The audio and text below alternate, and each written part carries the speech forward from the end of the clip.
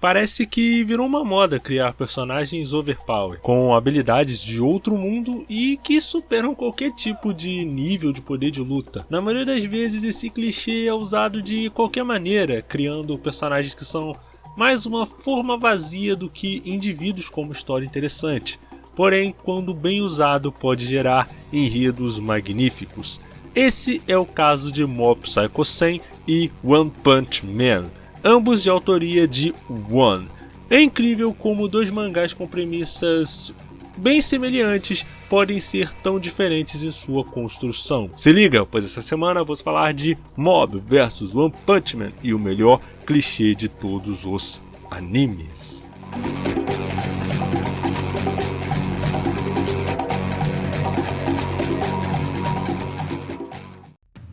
Olá pessoas, eu sou o Nash e vamos hoje de homens carecas e moleques com cabelos de cuia. A ideia desse vídeo veio quando eu me lembrei de um papo antigo que eu tive com o Thiago sobre qual era nosso clichê favorito em animes. Na minha mente veio o clichê do personagem overpower, porém um tipo um pouco mais específico de overpower. Seria o personagem ultra poderoso mais inútil. Mas espera aí, né? Personagem ultra poderoso e inútil não é exatamente inútil. Me deixa eu explicar. Em histórias envolvendo esse tipo de personagem, de muitas das vezes protagonista, por vezes acabam virando mais um veículo das fantasias do autor e dos espectadores do que uma pessoa tridimensional. Também acontece de o autor avacalhar o sistema inteiro de poder para o personagem crescer e o plot poder andar, com desculpas fajutas como o poder da amizade, ou o personagem ser filho, ou encarnação de alguém, ou alguma besteira dessa daí. Pode até ter sido construído algo na história para fazer sentido, mas sério, eu já me cansei disso. Porém, um personagem ser mega forte, mas ter uma inaptidão para todo o resto, é uma subversão bem interessante, como Ainz de Overlord, sendo quase um deus naquele mundo, mas tomando decisões meio sem pensar, e os outros personagens apenas seguindo porque ele simplesmente é o cara. Esse tipo de coisa que torna a primeira temporada de Overlord disparado a melhor de todas. Mas voltando para o One Punch Man, e aí vai um resumo comprimido do que é a série. Lá vai. Saitama é um herói que trabalha como hobby, porém ele se tornou tão forte que ninguém é capaz de vencê-lo, e ele ficou entediado. Então ele conhece Genos, o ciborgue que deseja vingança. Então os dois entram na associação de heróis para que Saitama finalmente possa ser reconhecido e encontrar sua tão esperada luta satisfatória. Agora que você já sabe o plot básico de One Punch Man, deixe-me explicar por qual motivo o clichê overpower funciona tão bem nesse mangá. Em primeiro lugar, Saitama não é o centro do próprio universo. Digo até mais, em alguns momentos nem protagonista da história ele é. Pelo menos ao meu ver. Pegue, por exemplo, o arco da Associação de Monstros.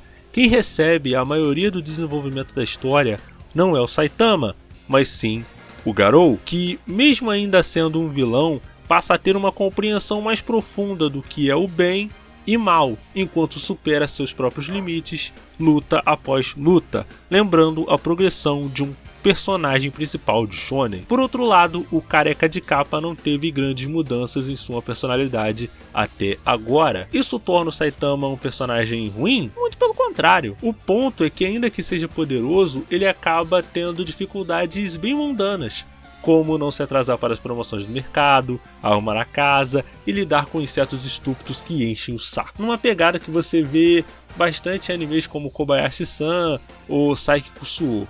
Porém, Saitama se depara com um certo vazio existencial que ele encontra ao chegar ao ápice da própria força. Curioso que essa seria um desenvolvimento muito próprio de um vilão. Boros veio à Terra com uma motivação bem similar à de Saitama. Vamos, dê estímulo à minha existência. É por isso que eu estou aqui.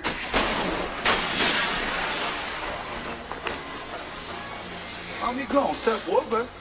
Acha que pode sair atacando os planetas por aí só pra animar sua vidinha sem graça? Nem o pessoal do telemarketing é tão tosco assim. Porém, o nosso grande herói, mesmo estando no topo do mundo em termos de força, ainda se compadece dos mais fracos, tomando para si a culpa do que acontece ao seu redor, como quando ele destruiu um meteoro gigante salvando a vida de milhares de pessoas, mas causando muito dano à cidade, aceitando a pecha de ladrão de créditos ao matar os monstros tão rápido como na sua luta contra o Rei dos Mares, mesmo isso sendo 100% fruto do seu esforço. Saitama não tem desenvolvimento? Sim, talvez isso seja verdade, mas aí eu te pergunto, ele precisa? E um outro ponto que eu acho interessante, ainda falando sobre Saitama, é que apesar dele estar no ápice da própria força, ele ainda tem defeitos. Ele não é como os outros personagens overpower que são perfeitos. Ele ainda tem defeitos, ele ainda age como uma pessoa comum, ele ainda mente como uma pessoa comum, ele ainda tem defeitos de uma pessoa comum, mas uma pessoa comum ultra forte. O fato é que é até interessante porque a relação dele com o Genos me lembra muito a relação do Reigen com o Mob.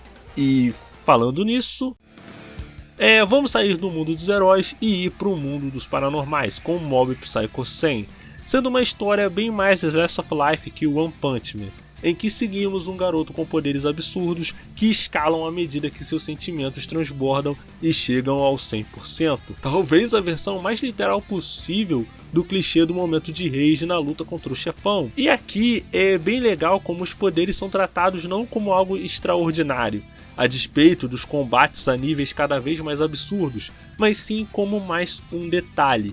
Shigeo é apenas um garoto normal, que quer fazer amigos, conquistar a sua paixão e viver como uma pessoa normal, com habilidades normais. É ótimo o esforço da série em mostrar que todo mundo tem características únicas. Pare para pensar no seguinte, Mob sempre está lutando com pessoas que têm confiança plena e absoluta em seus poderes, seja contra o Hanazawa que se vangloriava de sua força, seja do líder da Garra que queria criar um novo mundo apenas com paranormais, ainda com o Reigen que usava seus dons para ganho pessoal, mas que ensinou os valores que Mob levaria para a vida toda, que o tornaria uma pessoa melhor, que não iria sucumbir frente a tanto poder. Mas minha relação favorita na série é a relação do Mob com seu irmão Ritsu. E dando um pouco de contexto, o Ritsu ele é o irmão do Mob, do Shigeo, sendo que o Ritsu ele não desenvolveu a princípio os poderes paranormais do Mob, né? No primeiro momento se achava que só o Mob tinha esses poderes. E o Ritsu, ele via os poderes do Mob como algo incrível que ele também queria ter. No fundo, o Ritsu ele é muito frustrado por causa disso. Porém, do ponto de vista do Mob, que tinha esses poderes, o Ritsu é que era uma pessoa admirável, porque o Ritsu conseguia se comunicar bem, o Ritsu era bonito, tinha muitos amigos, tinha habilidades sociais de uma pessoa comum, que o Mob acabava não tendo. O Mob, tanto que o nome dele é Mob muito por causa disso, porque ele é uma pessoa que não se destaca e não tem grandes habilidades além dos poderes paranormais absurdos que ele tem. Porém, o Ritsu acaba desenvolvendo esses poderes e eles entram nessa relação. Acho que tem um ponto no mangá que inclusive eles lutam, porque era muito uma questão do ponto de vista. Do ponto de vista do Ritsu, o Mob era incrível, mas do ponto de vista do próprio Mob, o Ritsu que era incrível. E o grande ponto do mangá é que as pessoas elas têm características, sabe? Todo mundo é diferente um do outro. E isso não quer dizer que uma pessoa é exatamente melhor que a outra, mas que todas as pessoas são diferentes. Para tanto que você vê que o design dos personagens em Mob, você vê que é até uma coisa que eu ouvi uma reclamação com relação ao One Punch Man, né? Uma suposta reclamação que os personagens eles tinham um design muito similar, sabe? Eu ouvi algumas pessoas falando isso. Eu discordo em partes, mas você vê que se no One Punch Man você já vê um design bem diferente dos personagens, no Mob você vê que é um design ainda mais diferente, sabe? É um design bem único e estilizado, porque é justamente para reforçar essa questão da diferença dos personagens. Eu diria que nesse quesito o Mob ele consegue trabalhar essas questões melhor que o One Punch Man. Talvez muito porque o Saitama ele seja mais um veículo para desenvolver o resto do mundo, enquanto que o Mob sim recebe bastante desenvolvimento. O mob do começo da primeira temporada e o mob da segunda são completamente diferentes, sabe? Porque o Saitama, talvez... Eu acho que faz até um pouco de sentido, porque o Saitama, ele já é um adulto, enquanto que o mob ainda é uma... Ele ainda tá no meio da adolescência, então eu acho que faz até sentido, sabe? Que o mob ele receba o desenvolvimento, enquanto que Saitama ele já tem um desenvolvimento, ele já é o personagem completo, sendo apenas o meio pelo qual o resto da história toda vai se desenvolver, sabe? E apesar disso, eu acho que o One Punch Man ele também tem os seus méritos à medida que o mundo de One Punch Man, principalmente a relação dos heróis ali, ela é mais desenvolvida, sabe? Se eu tivesse que dizer, o mundo de One Punch Man, ele é mais desenvolvido, no meu entender particular, um mundo mais interessante, e Mob, ele é uma história que foca mais na construção dos personagens em si, da construção interna, sabe? E é interessante porque são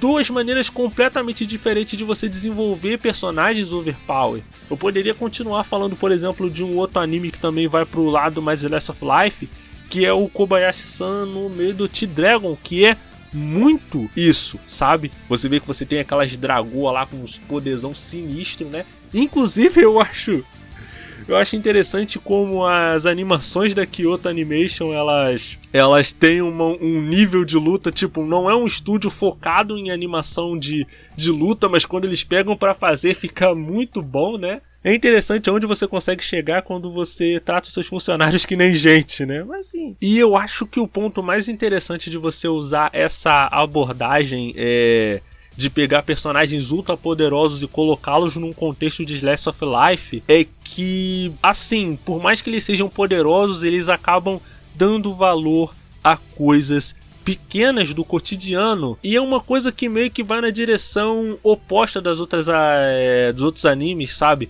Principalmente quando você vai pegar animes no geral, sabe? Você sempre vai do comum pro extraordinário, com mundos diferentes, sistemas de poder diferentes, mitologias diferentes, mas esses animes eles vão na direção contrária. Ele vai do extraordinário pro comum, como se cada momento, por mais ordinário que ele fosse parecer ser, ele é único e valioso da sua própria forma, e eu acho isso bem legal nesse tipo de animação, sabe? Enfim, eu agradeço você que está assistindo esse vídeo de manhã, de tarde, à noite.